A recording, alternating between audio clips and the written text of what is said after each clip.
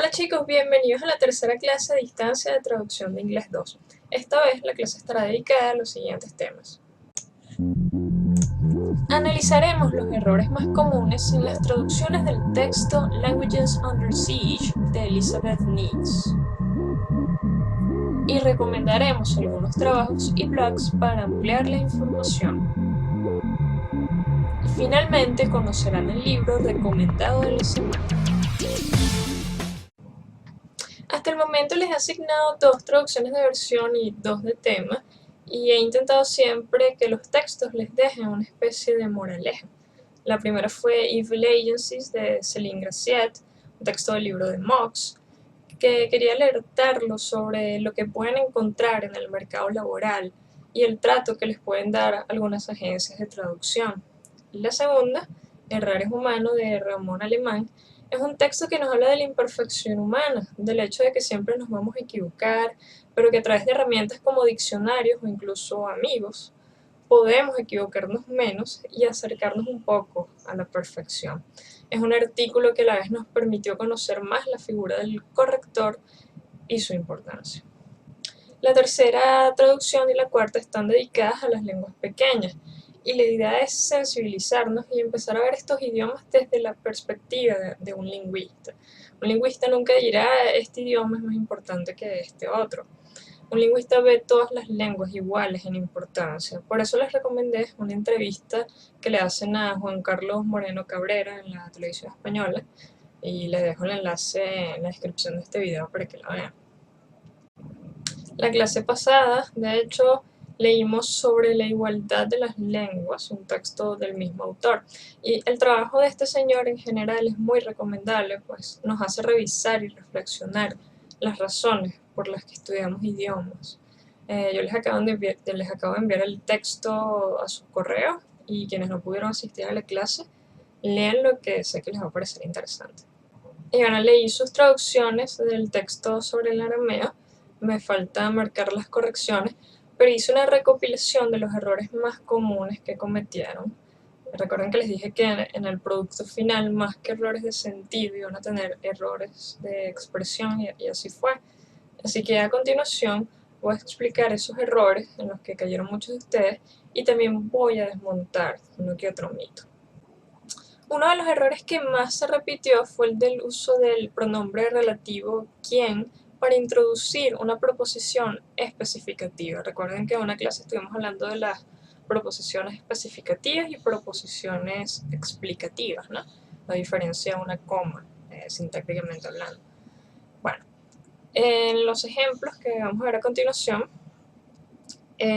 decía población cristiana, uno de ellos decía población cristiana de habla aramea, quienes dejaron sus países de origen. Otra traducción decía un número importante de asirios cristianos hablantes nativos de arameo, quienes han dejado sus hogares nativos. No vamos a entrar en cuestiones de sentido, sino en ese quiénes. ¿Quiénes? ¿No? Si vemos el ejemplo en inglés, o la frase original en inglés, ese who está introduciendo una proposición especificativa, ¿no? No es explicativa, es especificativa, porque no es cualquier cristiano hablante de arameo, sino están hablando de los cristianos hablantes de arameo que dejaron sus países de origen, que se fueron de sus países de origen. Esos cristianos específicamente. Entonces, en el original no hay coma, no puedo verla. Ustedes no la escribieron con coma, pero calcaron ese quiénes. Entonces, ¿qué nos dice en primer lugar el diccionario de dudas y dificultades de Manuel Saico, página 313-314? Este, en particular. Esta es la edición que sacó el Nacional del mismo diccionario, ¿no? Entonces, lo vemos en pantalla y vamos a leerlo. ¿Quién es? Pronombre relativo átono que se refiere siempre en la lengua actual a persona. En general, este antecedente va implícito. ¿Quién? El que mal anda, mal acaba. ¿Quién mal anda, mal acaba, no? Puede ir explícito si la proposición adjetiva introducida por quién es explicativa. Se comunicó la noticia a los padres, coma, quienes no sabían nada. No a los padres que no sabían nada, sino los padres. Proposición explicativa, quienes no sabían nada, ¿no? Esa es una información adicional que se puede omitir.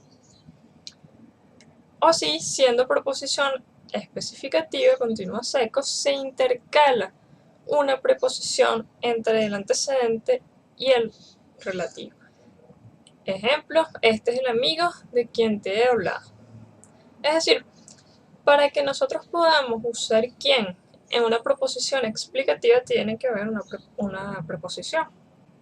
Después anormal continúa seco el uso de quién en proposición adjetiva especificativa con antecedente explícito, como en este ejemplo. El chauvinismo francés no toma en cuenta lo que en francés escriben aquellos extranjeros quienes en Francia residían y trabajan durante años. Ese ejemplo es similar a lo que algunos hicieron en la traducción, ¿no? Ese quienes en una proposición especificativa. Ahora veamos qué nos dice Seco del pronombre relativo que. ¿Qué es pronombre relativo átono? Invariable en género y número. Puede referirse a personas o cosas. Ocupa siempre el primer lugar en la proposición adjetiva, aunque puede ir precedido del artículo, de la preposición o del antecedente repetido. Recibieron a los estudiantes que venían de examinarse. Bueno, esa es la solución. Ahora vamos a examinar un poco el uso de por y durante con valor de tiempo. Bueno, más bien el uso de por solamente con valor temporal. Vemos los ejemplos. La lengua prosperó en la región por siglos. Se desarrolló en la región por siglos, que ha existido por alrededor de 3000 años. Entonces muchos de ustedes usan la preposición por para hablar de tiempo. Y yo les había dicho en la clase pasada, y muchos profesores nos lo dicen en la escuela de idiomas, y lo dicen en todos lados, y lo dicen en artículos, y lo dicen en cualquier universidad, y todo el mundo lo dice. Por no se usa para introducir periodos de tiempo, ¿no? Y uno cree eso, ¿no? Pero bueno, si el profe lo dice es así. La verdad es que yo lo dudé al principio cuando me lo dijeron, hace tiempo. Creo que me lo dijo el profesor de traducción audiovisual. Y busqué en el diccionario y cuando vi que no había ninguna acepción para tiempo, ni ponían ningún tipo de ejemplo con oraciones del tipo por 3 meses, por 4 días, yo dije, nada, pues tiene razón y lo dejé hasta ahí. Sin embargo, he visto que mucha gente lo usa.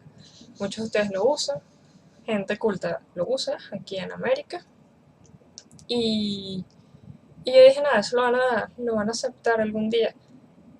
Ahora, para explicarles a ustedes por qué está mal, quién dice que está mal, más allá de lo que diga el diccionario de la RAE, me encontré con una sorpresa que me alegró la mañana y la voy a compartir con ustedes. Lo primero que hice fue buscar aquí también la entrada de por de Manuel Seco. Vamos a ver lo que dice Seco. Y Seco dice, preposición, es siempre átona. Expresa las relaciones siguientes.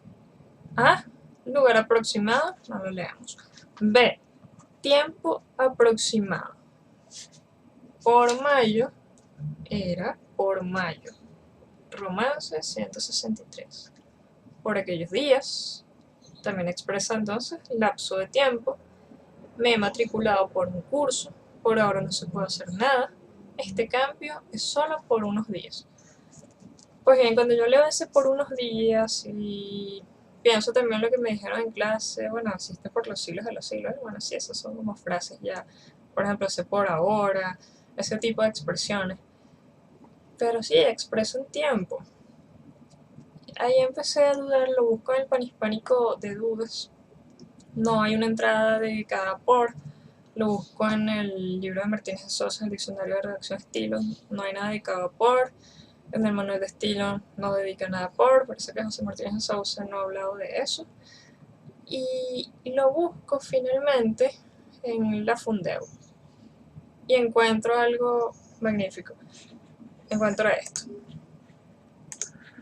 Por con valor temporal.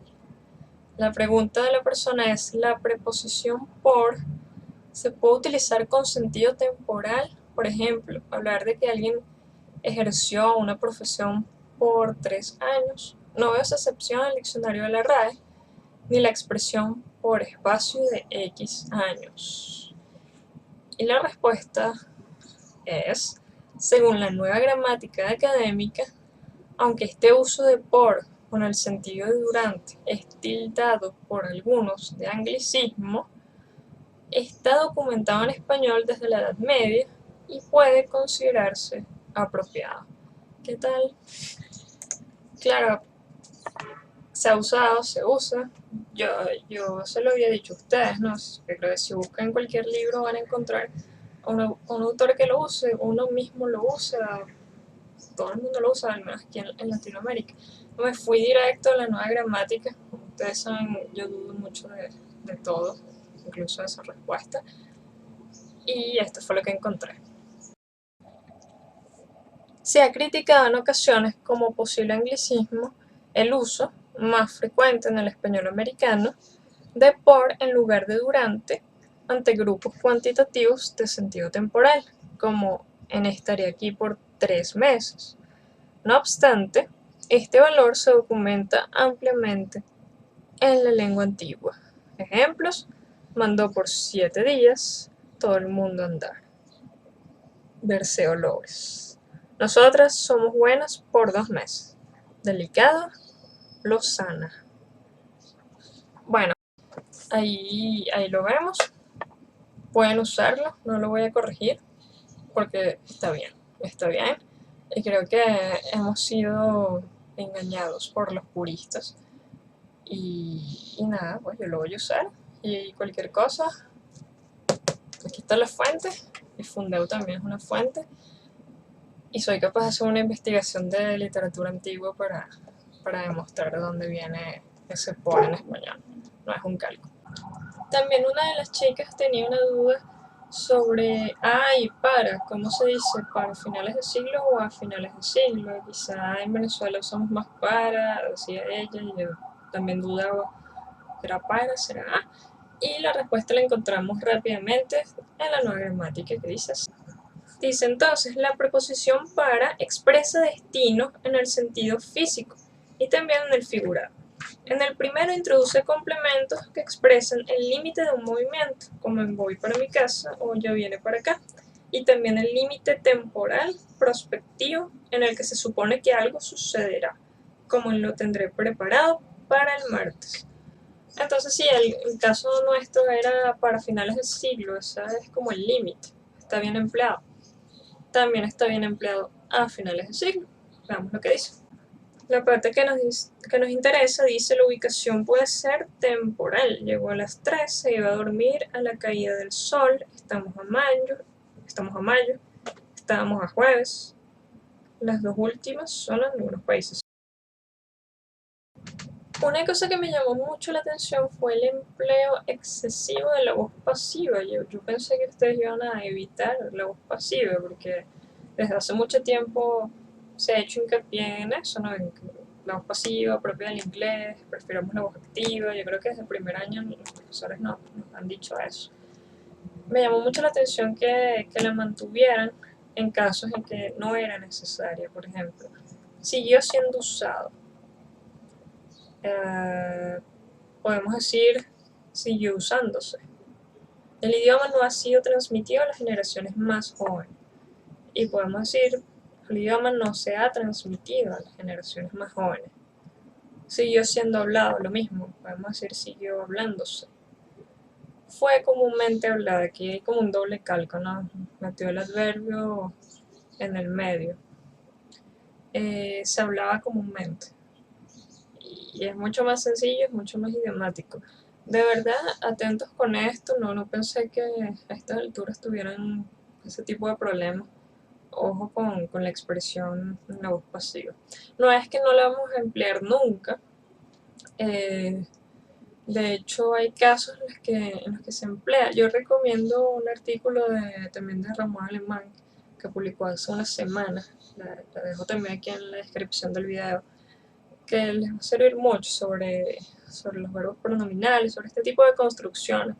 Y creo que también habla un poquito de la voz pasiva y cuando se emplea, ¿no?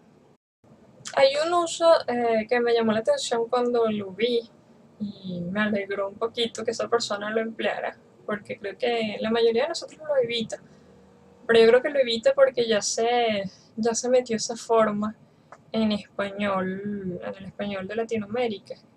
Muy poco escucho decir antes que o antes que te vayas. Como que aquí ya estamos entrenaditos diciendo antes de que te vayas. El ejemplo es, antes que sus hablantes nativos fallezcan.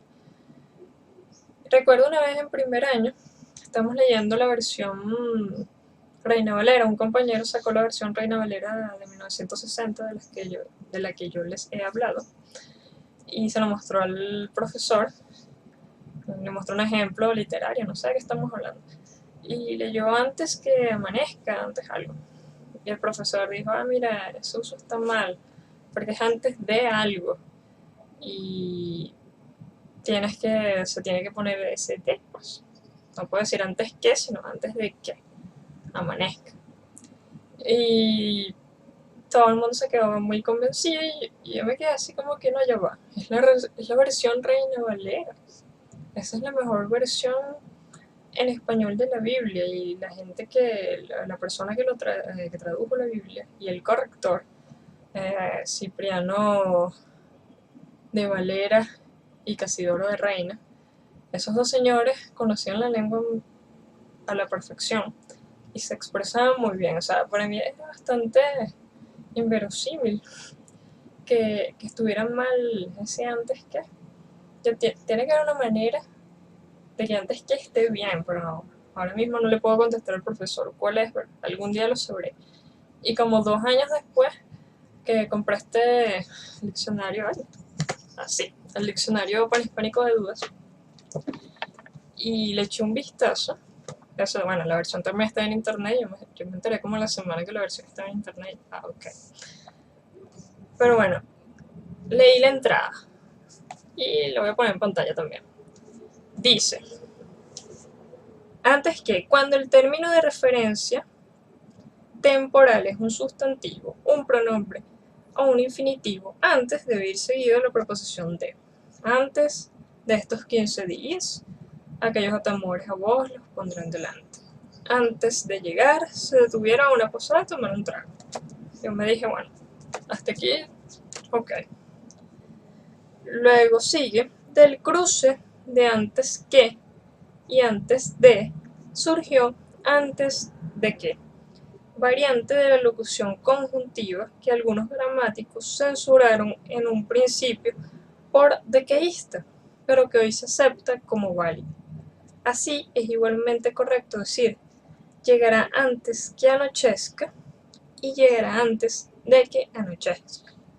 Cuando la locución expresa preferencias, solo es válida la forma antes que.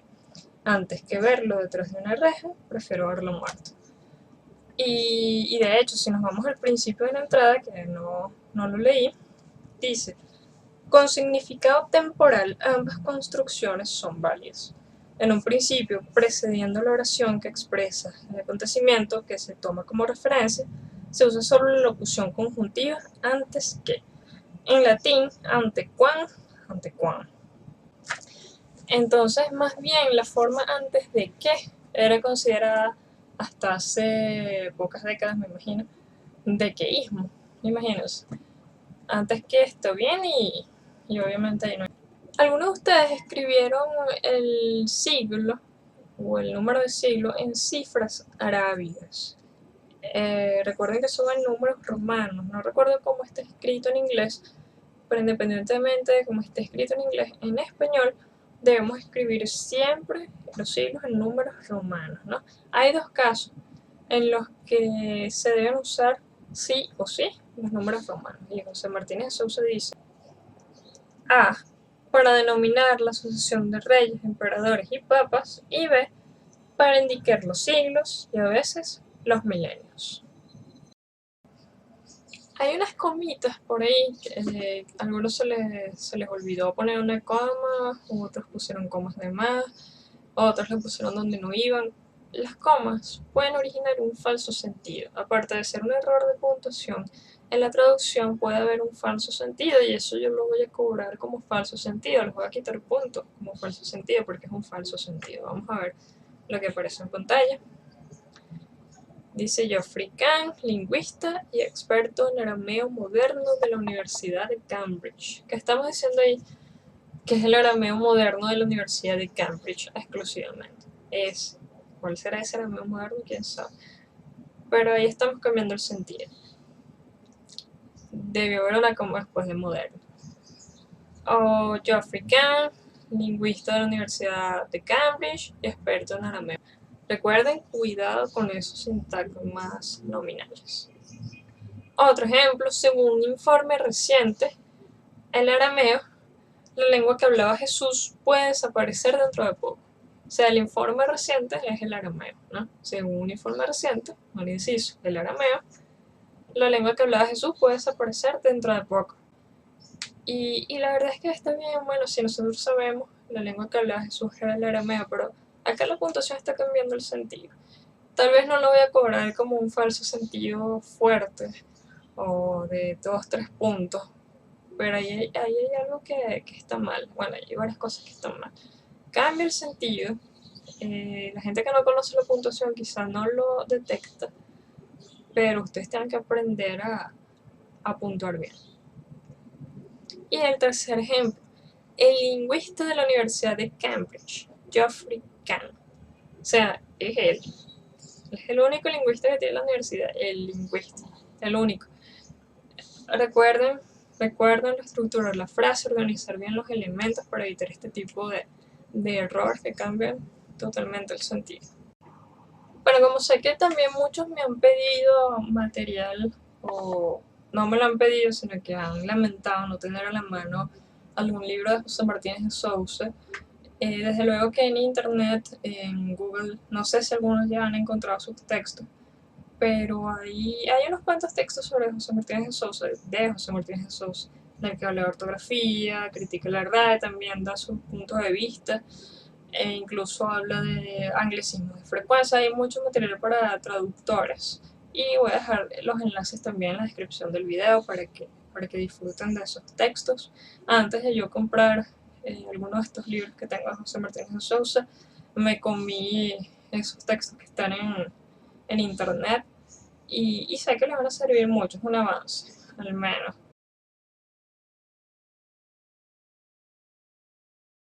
El libro recomendado de esta semana es el Manual de Gramática del Español con especial referencia al español de Venezuela. Es un libro editado por el Consejo de Desarrollo Humanístico de la Universidad Central de Venezuela. Su autora es Mercedes Sedano, profesora jubilada de la UCB, doctora en Filología Hispánica y magíster en Letras. Fue directora del Instituto de Filología Andrés Bello y colaboró en la publicación de la Nueva Gramática de la Lengua Española de la Real Academia Española. El libro aborda conceptos generales de lingüística, fundamentos de análisis gramatical, morfología, clases de palabras, intercategorías, sintaxis oracional y la estructura de la información. Y en total son 18 capítulos que van seguidos de una serie de ejercicios para practicar los contenidos explicados. El objetivo del libro lo resume la autora de esta manera. Esta obra es una invitación abierta para que los lectores vayan más allá de los conocimientos que aquí se ofrecen, de manera que lleguen a ser buenos estudiantes, buenos usuarios de la lengua y, por qué no, buenos investigadores. Y eso fue todo por hoy, hasta la próxima clase.